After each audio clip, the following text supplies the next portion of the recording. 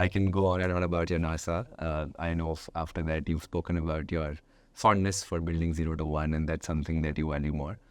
And there's something very interesting that we came across, quant-based evaluation system, and if you can talk about that. Absolutely. So this was the genesis of Rocketship. So my fellow partners, Anand, Venki, and I started the idea for Rocketship back in 2014. So each of us were, we were all computer scientists. We are all multiple-time entrepreneurs. And so when we had transitioned from our previous sort of endeavors, I had sold our startup to Square. They had sold the startup that I was a part of to Walmart, and stayed at Walmart for a few years and then come off from there. So when the three of us got together, there were many ideas that we were sort of tossing around. They wanted to do investing. And the reason for that is they thought that, that gives all of us an opportunity to be participating in startups and yet not necessarily directly be involved in them. And we were also thinking about how we would do this differently. Because we are computer scientists, we always want to see there's a computer science angle to this. And we were very inspired by the quant funds on Wall Street. There are these funds that use AI trading strategies to make very fast, very quick trading decisions. This is different from this other area called high frequency trading, just to be very clear. Those operate in like microsecond trading and try to arbitrage price changes. This is more of trying to use algorithms to figure out how to predict price movements, which is a good company, which is not, and then make trades based on that. So that idea seemed to work very, very well. And there are firms called Rentech or Renaissance Technologies or Two Sigma that make billions of dollars every year with literally no risk because it's a proven strategy. So that strategy, once it started, has been adopted by pretty much every Wall Street trading firm. So everybody has what's called a quant desk where they use these strategies. So we wanted to see if that strategy would apply to our area of interest, which is startups, right? So that's how we started. Okay. Again, computer scientists who didn't know much about how this would all work, we said, okay, let's try it out. We collected a lot of data. We started writing our own algorithms. And a lot of people come and ask us, like, who's writing all the algorithms? Like, we are the... So VCs were writing algorithms too. Well, we became VCs because we wrote good algorithms, just to be very clear. So we wrote these algorithms. We started finding amazing companies. I started writing personal checks, and it looked like this was going to work very well. So we said, okay, let's see if we can create a fund out of this. Will people trust us enough to give us money to actually invest through this approach? So we went and asked a bunch of people, and in 3 weeks, we raised $40 million. And we hadn't actually gone out to the market to raise this much money, just to be very clear. We were like, we don't know whether this is all going to work out. So please just give us the minimum amount of money so we can test this idea out. So we set our goal as 15 to 20 million. But everybody thought, A, that this was a great idea, and B, we were the best team to execute on it because we had the founder mentality, the computer science backgrounds to go execute on it. So we raised our first fund at 40 million. And so to describe how this works, we collect as much data about startups as possible. This is now we are talking terabytes of data. We get 1.5 terabytes of data each month. And so we currently have somewhere close to 200 terabytes of data. This is happening real time with your model. This is happening real time throughout the month, as in data is coming in every day to us. So all of the data is collected, transformed, cleaned. And this is one of the hardest computer science problems that we have had the opportunity to work on. Because think about it, you're getting many, many diverse data streams coming in. And they sort of all relate to a company, but we don't know exactly, is it one company? Is it one company with subsidiaries? Is it a company that changed its name? Or is the name, is this a single company but has the same name as another company in another country and completely in another business? So there's a lot of complexity, a lot of unstructured data that is coming in. And all of that has to be cleaned, made into a coherent data set. And then you then start looking for how do you predict which one of these companies is So going this to be is successful. country agnostic, sector agnostic. Yes, country agnostic, sector agnostic, and at its limit, even stage agnostic. Though what we very rapidly realized was that we had to narrow the scope of the problem a little bit to really make traction. So we said, okay, let's look at it. If we go too early, there's not enough data. If you go too late, it's obvious and the prices are too high. So there's a point of economic efficiency, which is a point where the risk of failure is reduced from the data, but the valuations have not gone crazy high. So that point of efficiency we found was somewhere close to the Series A mark, just before the Series A.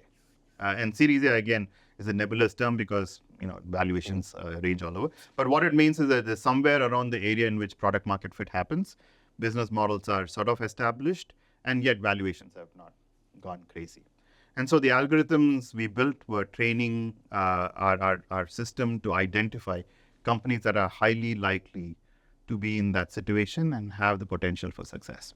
So is that the first level of filtration that you deal with?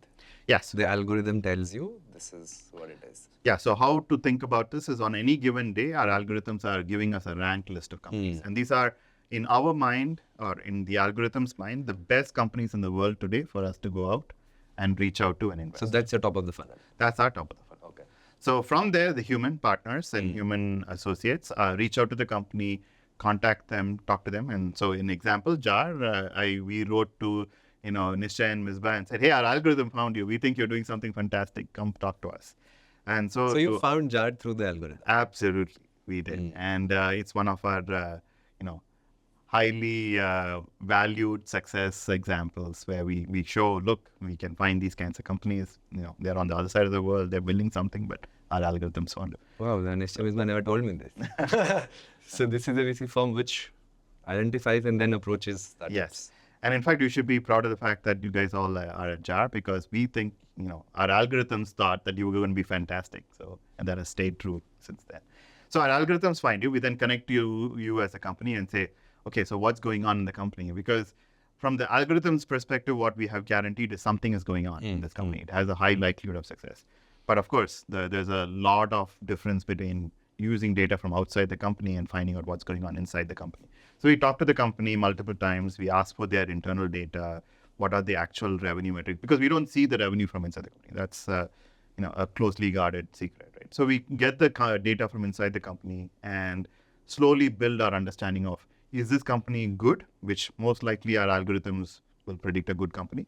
But does it have the potential to be a great company? And so that's what we as human partners do. We try to make that assessment between good versus great. And then if you are a great company, we try to convince you to take our money. So this is the other aspect of VC that I find very different.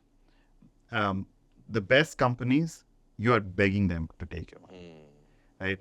It's the power dynamic is not where hundreds of companies are coming to you and I hand out money based on who I think is. No, our algorithms find the best companies in the world and we are oftentimes begging them to take our money. So if you look at your portfolio, how many companies approached you and how many companies your algorithm? Over 95% is through our algorithm. Wow. So this basically the startup of its own, right? You can outsource this. So actually we've been asked that question. So yes, so we are one of the only VCs in the world to have an engineering team and have an engineering meeting and algorithms are built.